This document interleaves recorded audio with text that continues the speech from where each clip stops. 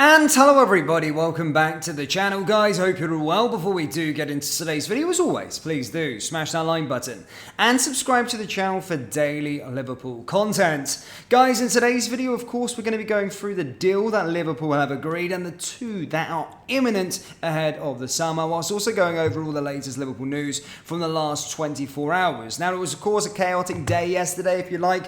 Of course, the Europa League draw came out, we found out our pathway to Dublin. Whilst also there was the press conference ahead of tomorrow's clash against Manchester United. Obviously, Manchester United, the one I was speaking to a Man United supporting friend. I don't have many of them, I'll let you know, but sometimes they've slipped through the net over the years. But I was speaking to a Manchester United supporting friend, and he was basically stating that he's very, very nervous of going up against this Liverpool side. And I actually had myself thinking about it.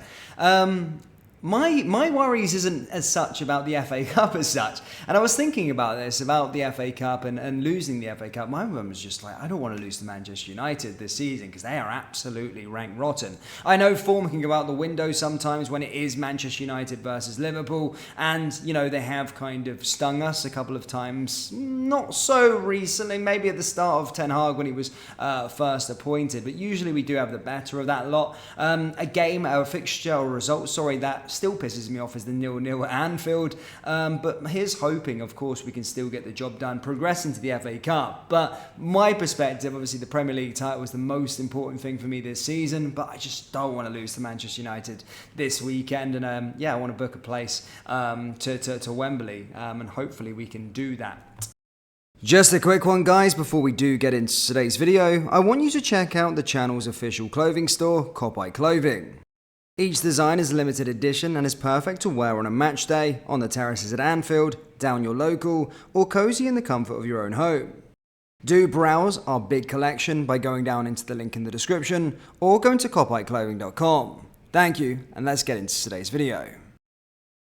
Ahead of the game, guys, as I said, Jurgen Klopp provided a bit of an update with regards to certain players, and one was with regards to Stefan Bajcetic. Now, Bajcetic you haven't really seen so far this season. Obviously, a hot prospect, a player that actually did impress last season, a player that was supposed to kick on again this campaign, but has struggled with injuries. And as stated, Stefan Bajcetic is now going through a mini pre-season and is in line to return to full training with Liverpool after the international break, Jurgen Klopp has revealed. This Spaniard has been restricted to just 2 appearances so far this term as a result of a stress response in his adductor. Subsequent issues related to his growth have forced Liverpool's medical staff to take a cautious approach, wary of risking long-term problems for a player who excelled upon his initial breakthrough in 2023. However, he is now able to train pain-free and is focused on readying himself for the intensity of playing after a lengthy period on the sidelines. This is likely to mean Klopp's midfield options are to receive a major boost ahead of the run-in, in which it will be hoped we will see them fighting for success on all 4 fronts. The German said Stefan is pretty much now in a mini pre-season to make him physically ready to go. In this moment, if he feels something, it's not injuries but intensity. He is a young lad, so we have to make sure we don't use him before he's then really ready, because obviously what's happened before was the body was not 100% ready for the intensity professional footballers are asking for. He's in a much better place now. He had a long time, unfortunately, to improve that. That's why we have to wait now a little bit, but he's in a pre-season and I think he'll be a part of the team training after the international break.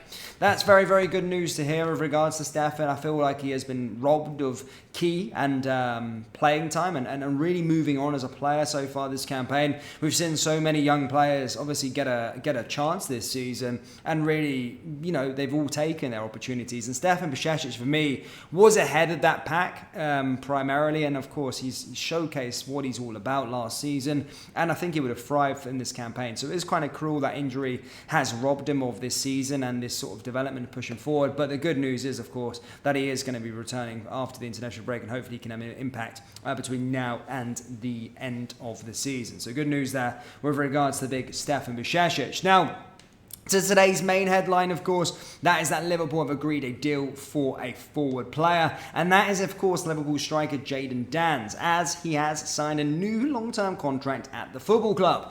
At 18 years, 1 month and 12 days, Danns became the club's second youngest FA Cup goalscorer when he netted against Southampton in the 5th round. His brace in that 3-0 victory capped a stunning breakthrough for a player who, as recently as January, was still considered as an under-18s player. Having already made 4 appearances for his boyhood club, all from the bench, Danns is expected to take up a prominent role in plans for the future. That has seen the teenager put pen to paper on a new long-term contract, as confirmed by Liverpool on Friday.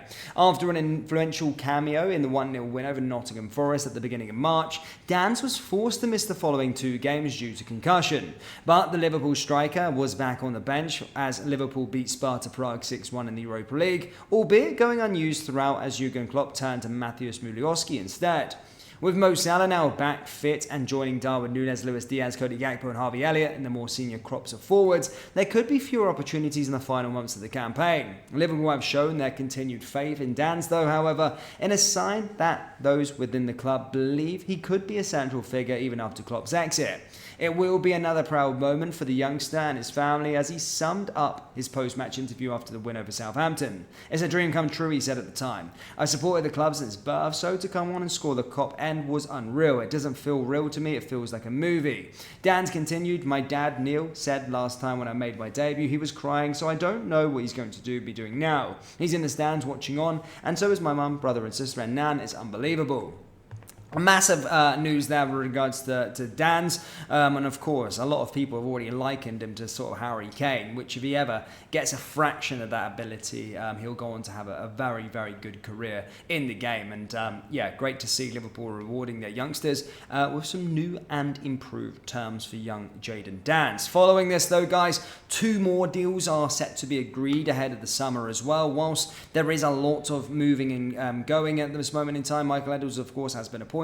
Richard Hughes is, going to be joining the football club in the summer as well. However, work has already been done. Trent Alexander-Arnold and Virgil van Dijk are the 2 next players that are going to be getting new contracts at the football club. Maybe some youth players may get some ones in more improved terms like Danns did. However, the sort of main first team players, Trent Alexander-Arnold is in constant negotiations over a contract. Liverpool and Trent are very confident that deal is going to be completed. And the next, of course, is for Virgil van Dijk. Of course, both of these players' contracts expire at the end of the 2026 season, and sources close to us and reputable sources in the Liverpool space have said, an insider, that the club are already in talks and want to have both of them on new terms agreed by the end of this season, ahead of the summer when the new manager comes in the building, which I think is very, very good news to hear indeed.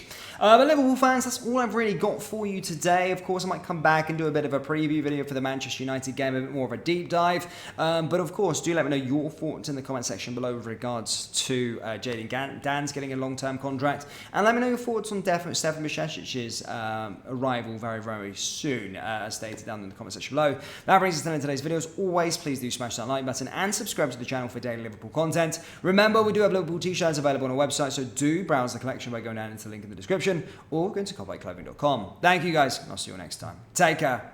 Push.